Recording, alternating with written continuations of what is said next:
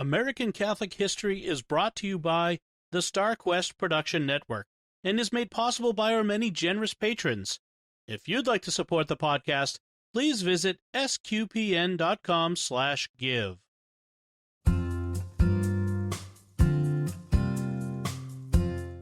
Hello, and welcome to American Catholic History. If you like our podcast, be sure to rate us and give us a review wherever you get your podcasts. I'm Noëlle Crowe. And I'm Tom Crowe. Today, we're talking about a priest who is near and dear to your heart, Tom. Yes, Father Vince Capodanno, one of the most remarkable and Christ-like men I have ever come to know about.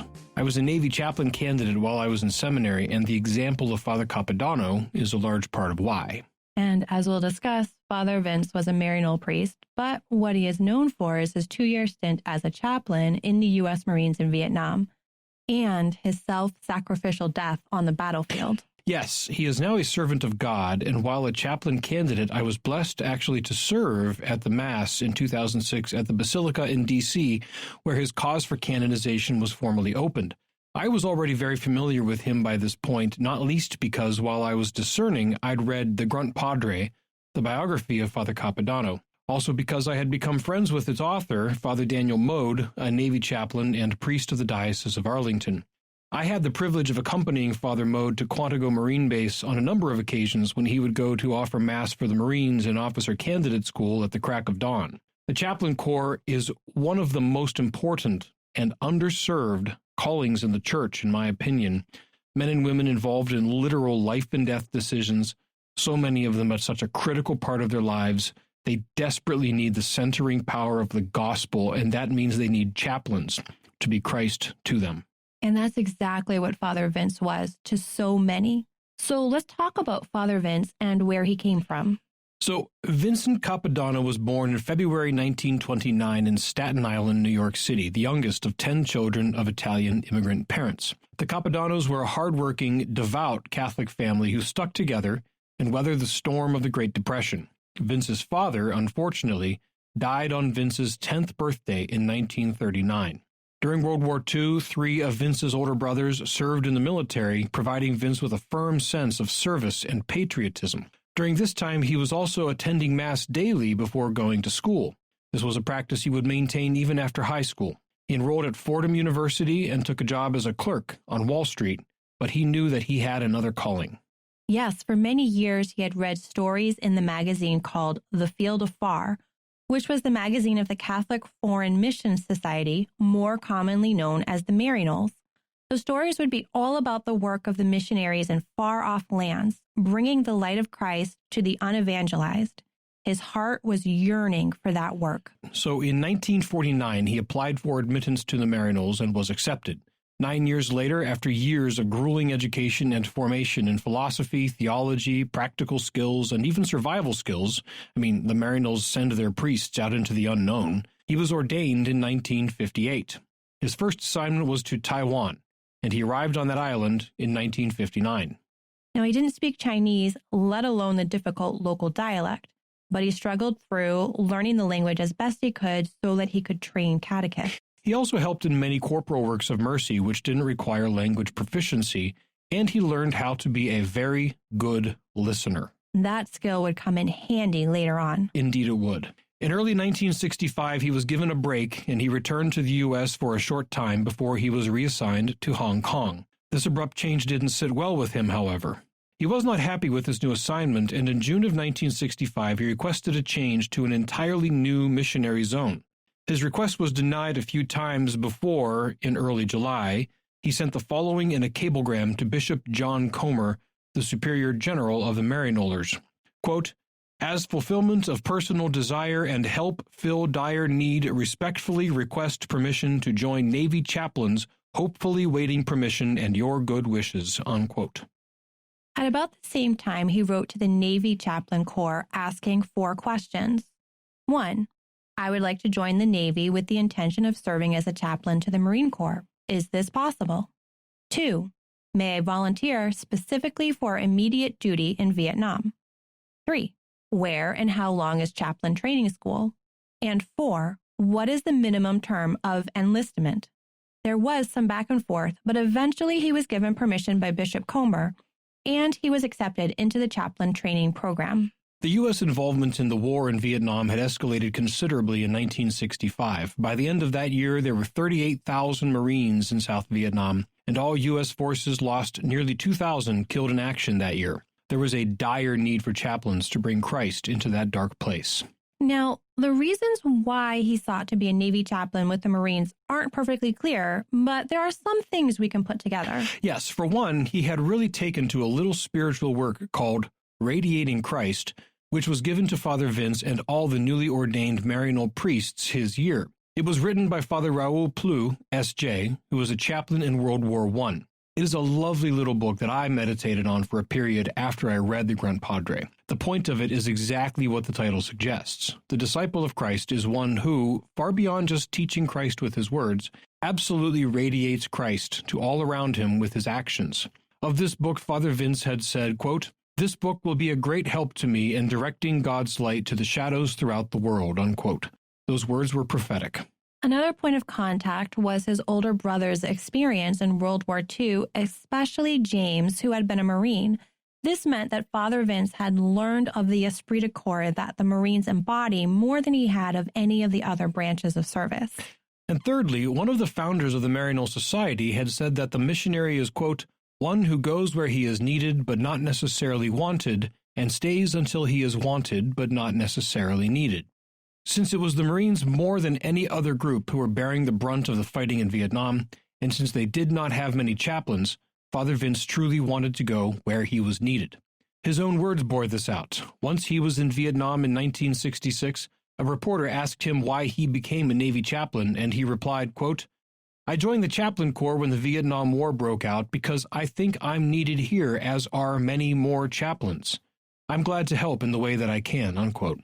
So he entered the Navy Chaplain Corps, went to officer candidate school, graduated, and was commissioned a lieutenant in the Navy on December 28, 1965.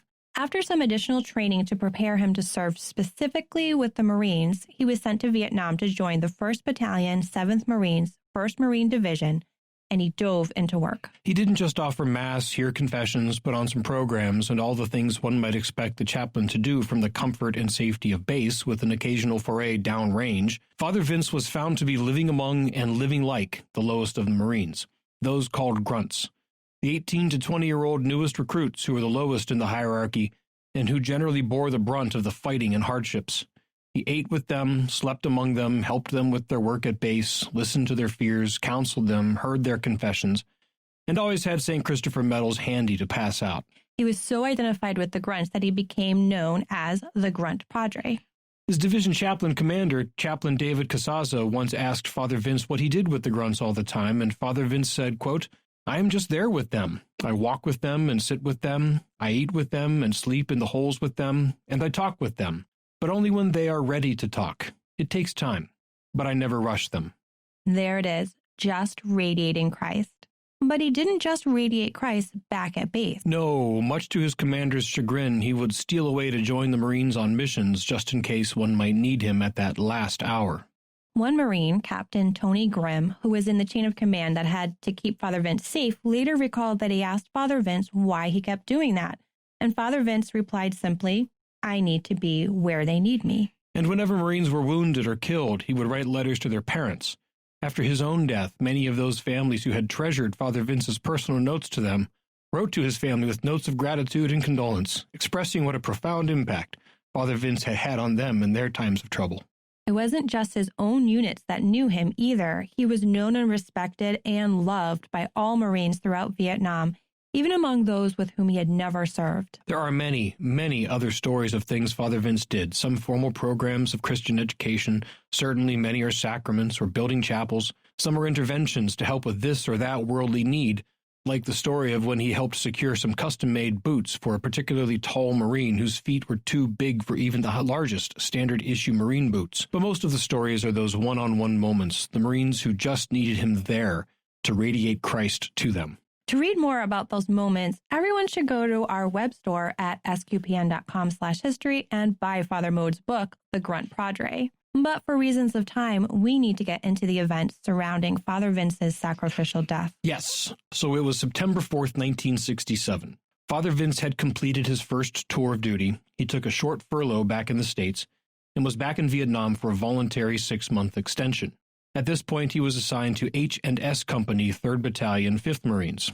On the morning of September 4th, a massive firefight broke out in the Quai Son Valley. Units of the 1st Battalion, 5th Marines were engaged with a very large North Vietnamese Army unit of about 2,500 men. The Marines were taking heavy casualties and needed reinforcements and medevac. Father Vince requested permission to go out with the reinforcements and medevac choppers because he knew that that was where he would be needed. Permission was initially denied, but then reluctantly granted. The choppers were forced by small arms fire to land about 2 miles from the intended landing zone, so the relief and medevac units would have to hike the distance. Before commencing on the journey, Father Vince gave general absolution and Holy Communion. It wasn't long before they reached the fight. Father Vince was on the other side of the hill from where horrible fighting was taking place. Heavy machine guns, small arms fire, grenades, and even hand-to-hand combat. He was in safety, but the superior number of the North Vietnamese army were chewing up the Marine units. Father Vince could hear the cries of anguish from his Marines as they lay wounded and dying just yards away from him. And he could not just stay there. Absolutely not. Utilizing whatever cover he could and just dashing out among the hail of bullets when no cover was available, Father Vince went from downed Marine to downed Marine, sometimes pulling them to safety if that was possible, sometimes giving them last rites as they were dying.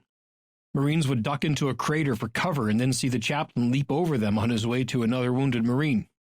Reports say that he carried on like this for 2 hours. Eventually, a blast badly wounded his right hand. The medics attempted to dress his wound, but he waved them away, telling them to tend to the Marines, he'd be fine.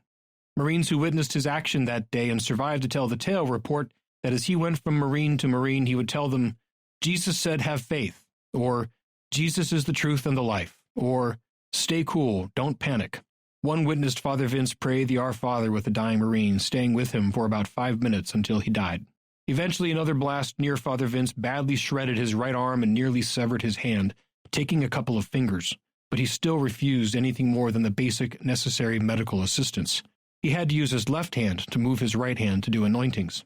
As the sun began to set, his final moments were upon him. Father Vince crested a hill with a small group of Marines to go find others who needed to be evacuated. One, Corporal Ray Harton, was hit and was bleeding badly. As he lay bleeding, expecting that he was going to bleed out or be bayoneted by an oncoming NVA, he reported that he felt someone touch him. He looked up and it was Father Vince. He reported, "Everything got so still. No noise, no firing, no screaming. A peace came over me that is unexplainable to this day." In a quiet and calm voice, he cupped the back of my head and said, "Stay quiet, Marine. You will be okay. Stay quiet, Marine. You will be okay. Someone will be here to help you soon. God is with us all this day." Immediately after this, Father Vince leaped up and rushed to the assistance of the corpsman, Doc Leal, who had been hit by a burst from an NVA machine gun. Just as Father Vince reached Doc Leal and placed himself between the corpsman and the gun that had hit him, the same gun opened up and fired 27 bullets into Father Vince's back from the base of his spine to the top of his head. He and the corpsman were killed instantly. Word spread quickly that Father Vince was killed. The chaplain's hit spread from platoon to platoon. The 3-5 command post refused to believe the news at first. Marine command posts all over Vietnam went silent for a time when they heard the news. Many wept openly. Corporal James Hamfeld later said, quote, "He gave his life. No one can do any more than that. That's what Christ did. Of all the deaths I saw and did, the greatest was his. I don't know if he knew the tremendous impact he had on me. I came back to church because of Father Capodanno. In my life, he is a saint." Yes, John 15:13. Greater love hath no man than this, to lay down one's life for one's friends. Father Vince's body had to be left on the field until nightfall due to the severity of the fighting. It was eventually taken to Da Nang, where the master sergeant in charge of the mortuary, a devout Catholic, took care to personally prepare the body of the fallen chaplain. Memorial services were held all over the world, and many questioned whether Father Vince's actions represented wisdom or folly. Chaplain Eli Takesian, who knew Father Vince well and was on that same battlefield on September 4th, delivered a stirring eulogy at one service. During his eulogy, he recounted one young Marine's probing question. The young Marine, with tears in his eyes, asked Chaplain Takesian, If life meant so much to Chaplain Capodanno, then why did he allow his own life to be taken? Chaplain Takesian said he replied, "The answer is in your question. It was precisely because he loved life, the lives of others, that he so freely gave his own." It reminds me of something G.K. Chesterton wrote in his book Orthodoxy, quote, "A soldier surrounded by enemies, if he is to cut his way out, needs to combine a strong desire for living with a strange carelessness about dying. He must not merely cling to life, for then he will be a coward and will not escape. He must not merely wait for death, for then he will be a suicide and will not escape. He must seek his life in a spirit of furious indifference to it. He must desire life like water, and yet drink death like wine." Father Vince certainly was one who sought life, his own and those of others, with a furious indifference, and for his reward, we pray he is sipping wine at the heavenly table. The letters of condolence and gratitude sent to his family poured in. Letters came from all over the country and other parts of the world as people who had been touched by Father Capodanno and those who had seen Christ radiating from him wrote to let his family know what an impact he'd had on them. Father Vince's body was flown back to the States and returned home to Staten Island, where he lay in state at Queen of Peace Church overnight before his funeral mass on September 19, 1967. He was then buried near his parents at St. Peter's Cemetery on Staten Island. In 1969, Father Vince was posthumously awarded the Congressional Medal of Honor for his heroic actions, and his name is etched on the Vietnam Veterans Memorial Wall in Washington, D.C., panel 25E, line 95. The memorials to Father Vince are many. Chapels, including the one he last helped build in Vietnam and the chapel at the Navy Chaplain School. A boulevard on Staten Island. Statues, including one at Fort Wadsworth, New York, which depicts him kneeling next to a wounded Marine. A barracks for male officers at the San Francisco Bay Naval Shipyard. And even a naval vessel, the USS Capodanno, which was blessed by Pope John Paul II on the 14th anniversary of Father Vince's death, September 4th, 1981, when it was anchored in Naples. As we mentioned at the outset, his cause for canonization was officially opened in 2006, and in 2013, Archbishop Timothy Broglio of the Archdiocese for Military Services USA officially reopened the cause to give it new life in the care of the Father Capodanno Guild. A miracle obtained through the intercession of Father Vince has been reported to the Vatican and is under investigation. If approved, it could pave the way for Father Vince to be declared blessed. But for many whose lives were touched by this priest who radiated Christ, any official recognition by the Church would just serve to confirm what they already believe, that Father Vince is a saint. You've been listening to American Catholic History on the StarQuest Production Network. If you've been enjoying our podcast, please help us out by giving us a 5-star rating and a good review, and support the work of SQPN. Your support at sqpn.com/give helps make sure American Catholic History and all the StarQuest podcasts remain available.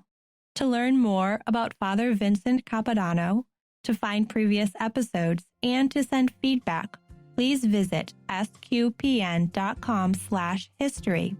You can email us at history@sqpn.com or find us on social media at facebook.com/American Catholic History or follow StarQuest on Twitter at SQPN.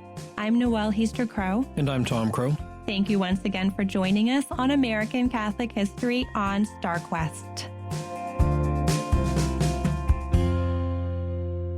There's no place to put it, but Capodanno actually means New Year. It's the Italian idiom for New Year. Mm-hmm. Capo Danno of the year. Capodanno. Yeah, the head of the year. Head of the year. I think that's pretty cool. Maybe that'll be our outtake.